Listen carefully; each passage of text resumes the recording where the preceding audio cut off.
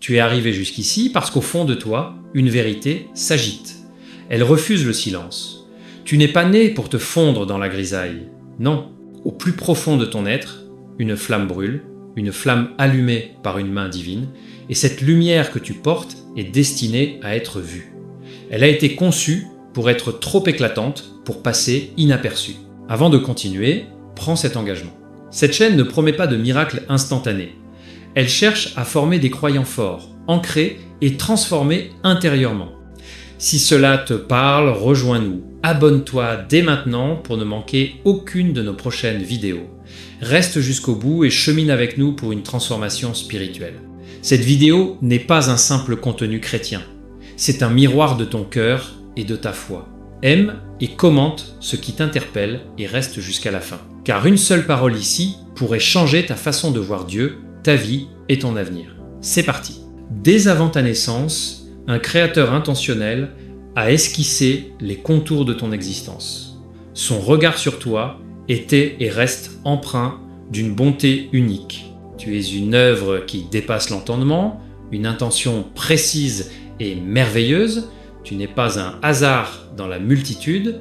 Tu es comme une missive vivante, écrite à l'encre de lumière, qui doit être portée à la connaissance du monde. Tu portes en toi une identité d'une puissance singulière.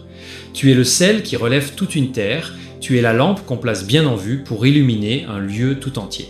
Ce que tu es, ce que le Seigneur a déposé en toi, émet une fréquence unique qui attire à elle les cœurs et les esprits assoiffés d'authenticité et de paix. Il arrive que le chemin traverse des déserts. Tu peux te sentir oublié, à l'écart, dans un cachot, symbolique d'épreuve ou d'attente. N'oublie pas les récits de l'Écriture. Joseph, précipité au fond d'un puits et d'une prison, conservait en lui une présence et une intégrité que les ténèbres ne purent absorber. Cette essence finit par se manifester et le porter à une position où il put sauver des nations. Ton épreuve actuelle n'étouffe pas ta lumière. Elle peut être la forge secrète qui l'affine. Le parfum le plus précieux se prépare dans l'obscurité avant d'embaumer toute une maison. Pense à Esther, une jeune femme placée à un poste d'influence pour un temps comme celui-ci. Son courage, ancré dans la foi, changea le cours de l'histoire. Tu as toi aussi été positionné dans ta sphère d'influence, ta famille, ton travail, ta ville, pour un temps comme celui-ci. Ta sérénité face aux tempêtes, ta fermeté douce dans la vérité, ta compassion qui vient d'ailleurs, toutes ces qualités sont le rayonnement de cette flamme intérieure. C'est une force magnétique à laquelle les cœurs ne peuvent rester indifférents. Le monde te poussera à éteindre ta flamme. Il te proposera de la réduire à une petite veilleuse pour ne déranger personne. Il essaiera de neutraliser ton sel par le compromis, mais tiens bon, car ce trésor de lumière, tu le portes dans un récipient de terre.